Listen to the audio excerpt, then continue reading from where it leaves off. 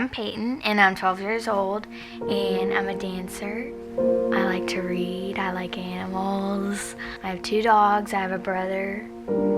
I like to dance. That's really like my life. I love dancing.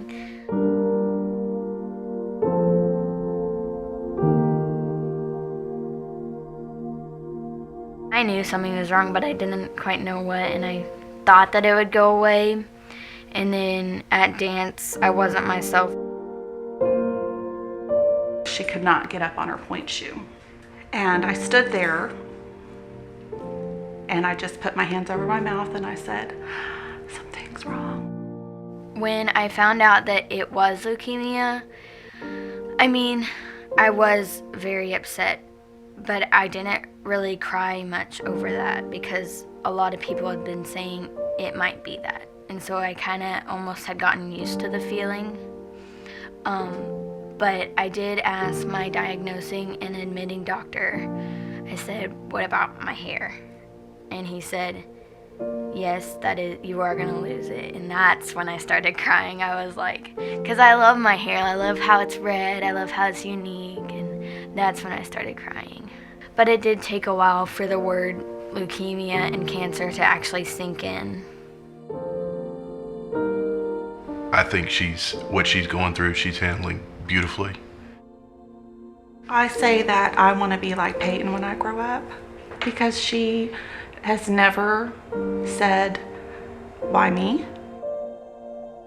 I always like to pray about her, and I always like to pray about other people, and I always say, God, will you just heal Peyton and put your healing hands on everybody in the world?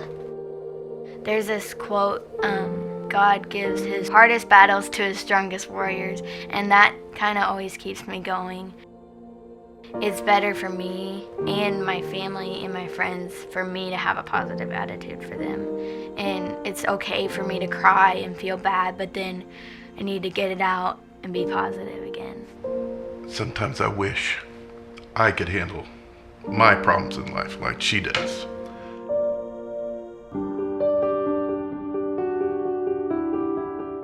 They have just given us this light and this hope that she's going to be fine. Emotionally, they have just been amazing. They have just given us so much in these 5 months that we can never, ever thank them enough. They have helped me and my family a lot, and I really like how we always get to go to like baseball games and do all this fun stuff because it makes me happy and it makes me kind of just forget everything in the crazy life that's happening now. When they say they understand, they understand.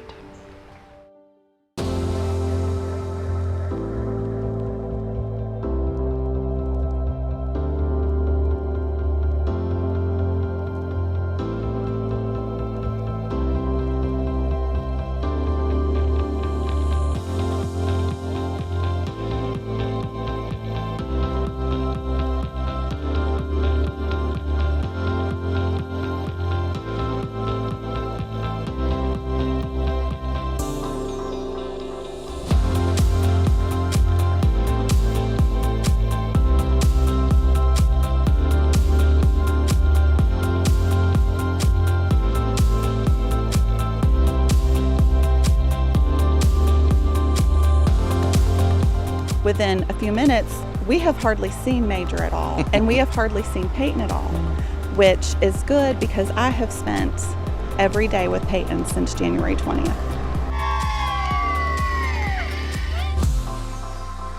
For Hannah to be away from me with a bunch of kids and counsellors, it's a chance for her to be a kid.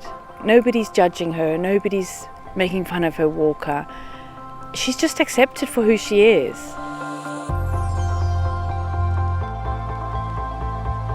Coming here for the weekend would not be possible if they did not have doctors on staff. That's right. We wouldn't be able to go to a church camp, you know, which is normally something that we do. We wouldn't be able to go on vacation because those are things that you don't have a doctor on standby, you know, so it's huge.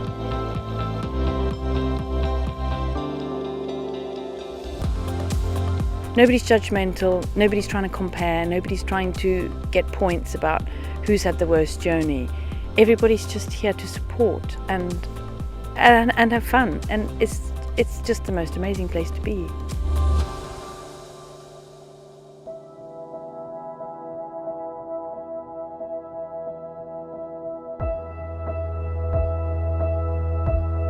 Faith was able to come 2 years, when she was 4 and then when she was 5. And it was this place of like magic. She'd say, "Mama, the magic." Candlelighters thinks about us as the parents, and they just help us. They like a helping hand, and when you're feeling most desperate, they're always there. They don't see our kids as a challenge. They see them as normal, because they are normal. They're just kids. It's love, unconditional, no matter where you're at. We love you just the way you are, and that's where you're supposed to be. It's a part of your journey, because one day you'll use that to help someone else up and give them a little bit of magic that can't be left.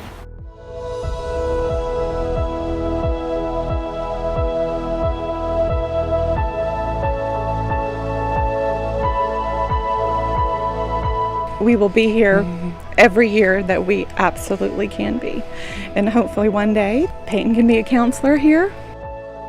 They let us focus on our family and not just Peyton's sickness, because ultimately this sickness is going to be gone, but our family's going to be here forever. So.